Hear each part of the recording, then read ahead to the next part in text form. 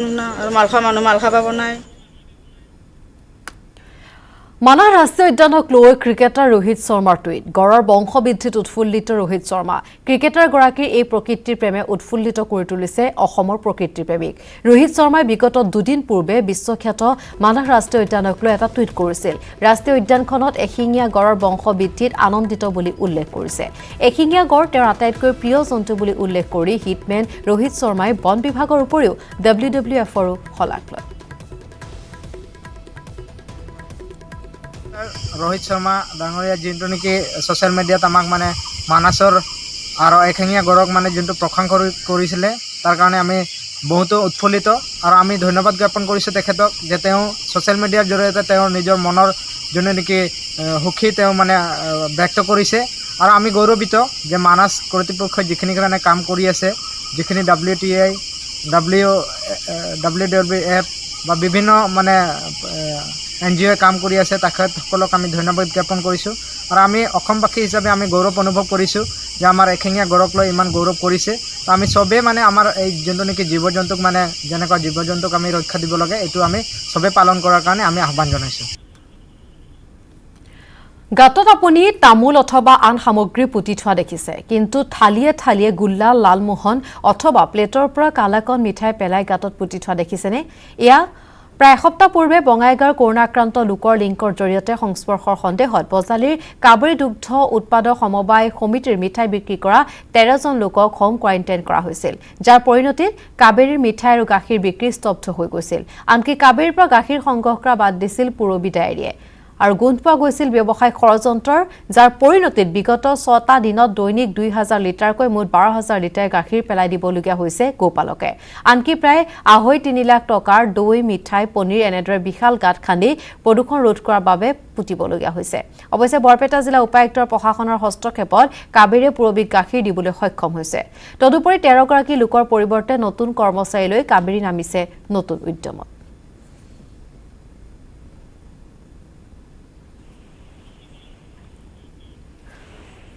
আৰু এই সন্দৰ্ভত আগবঢ়াইছো আমাৰ সাংবাদিক ধ্ৰুৱৰ এক প্ৰতিবেদন বঙাইগাঁৱত কোৱাৰেণ্টাইনত থকা এজন ব্যক্তিৰ ভাতৃয়ে পাঠশালাত কাবেৰী দুগ্ধ উৎপাদন সমবায় সমিতিয়ে যি ভ্ৰাম্যমান ভিত্তিত যি মিঠাই বিতৰণ বিক্ৰী কৰিছিল এই বিক্ৰী কৰা মিঠাই ক্ৰয় কৰাৰ অভিযোগৰ পিছতে 13জন ব্যক্তিক কোৱাৰেণ্টাইন কৰা হৈছিল পাঠশালাত আৰু ইয়াৰ পিছতে যি কাবেৰী দুগ্ধ উৎপাদন সমবায় সমিতি আছে প্ৰায় 400 ব্যক্তি জড়িত আছে এই সোসাইটিত আৰু ইয়াৰ ফলত যি উৎপাদিত যি দৈ গাখীৰ লগতে অন্যান্য যি পনীৰ আৰু এনেধৰণে লালমোহন আৰু অন্যান্য মিঠাই এনেদৰে এটা গাঁত কৰি ইতিমধ্যে পেলাবলগীয়া হৈছে কিয়নো যোৱা 1 তাৰিখে কোৱাৰেণ্টাইন কৰা হৈছিল এই 13 গৰাকী ব্যক্তিৰ দুগ্ধ উৎপাদন সমবায় সমিতিটোৰ যি 13 গৰাকী কৰ্মচাৰী আছিল এই কৰ্মচাৰী কেইগৰাকীক যোৱা 1 এপ্ৰিলৰ দিনাখন কোৱাৰেণ্টাইন কৰা হৈছিল 14 দিনৰ কাৰণে হোম কোৱাৰেণ্টাইন কৰা হৈছিল আৰু ইয়াৰ পিছতে যিসমূহ উৎপাদিত মিঠাই আছিল এই মিঠাইসমূহ এনেদৰে সম্প্ৰতি বিক্ৰী নোহোৱাৰ ফলত পেলাই দিবলৈ বাধ্য হৈছে এই যি সোসাইটিটোৰ যি কৰ্মচাৰীসকলে ইয়াৰ লগতে যি 400টা পৰিয়াল আছে 400টা পৰিয়ালৰ জীৱনলৈ সম্প্ৰতি যি পৰিয়ালৰ ভৰণ পোষণৰ দায়িত্ব থকা যিসকল দুগ্ধপালকসকলেও ভীষণ সমস্যাৰ সন্মুখীন হ'ব লগা হৈছে আৰু এই মুহূৰ্তত আমি দেখাইছোঁ যে এনেদৰে যিসমূহ এই দুগ্ধ উৎপাদন সমবায় সমিতিৰ যি ধৰণে এনেদৰে প্ৰস্তুত কৰা হৈছে মিঠাই এই মিঠাইসমূহ এনেদৰে পেলাই থকা আমি দেখিবলৈ পাইছোঁ নিজ দৰ্শকসকলে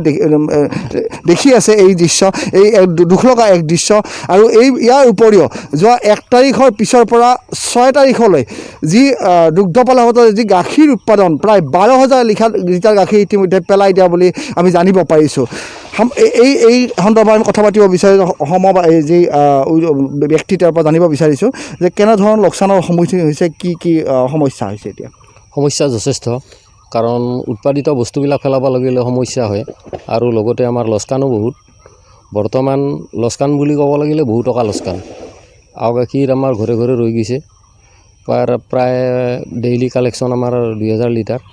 আৰু এই 2000 লিটাৰ গাখীৰ প্ৰায় ঘৰে ঘৰে ৰৈ গৈছে এই 6 দিনত প্ৰায় 12000 লিটাৰ গাখীৰ আৰু লগতে আমাৰ যিবিলাক উৎপাদিত বস্তু খৰচ হৈ যিবিলাক গৈছে সেইবিলাক মানে আমাৰ যথেষ্ট লস্কান আৰু মোৰ বিশেষকৈ এই সোসাইটিত যিমান দিনৰ পৰা লাগি আছোঁ এই বস্তু পেলাব লগা হ'লে খুব দুখ লাগে। কিমানমান টকাৰ ধৰক দৈ পনীৰকে আদি কৰি মিঠাই পেলাব লগা হৈছে? 2.5 লাখ 3 লাখ মানৰ হ'ব। আৰু আও গাখীৰতো আছে, ঘৰে ঘৰে বহুত গাখীৰ নষ্ট হৈছে। আৰু বৰ্তমান মোৰ ঘৰতে ধৰক বহুত দৈ গাখীৰ এনেই পৰি আছে আৰু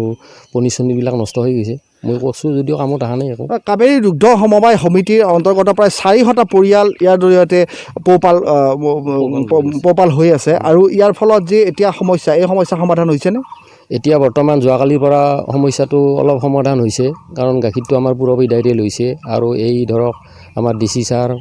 SDO ছাৰ আৰু আমাৰ এই ডাইৰেক্টৰ ডায়েৰী ডেপুটি ডাইৰেক্টৰ প্ৰদীপ দত্ত বৰুৱা, তেখেতে আমাক যথেষ্ট সহায় কৰিছে। আৰু যোৱাকালি ভাটিবিলাৰ পৰা আমাৰ গাখীৰটো লৈ গৈছে তেখেতসকলে, আৰু তাৰ পৰা অলপমান সামান্য আমাৰ গোপালকখিনিৰ অলপ মুখত জীপাল যেন লাগিছে। পৰৱৰ্তী খবৰ আগবাঢ়িছোঁ।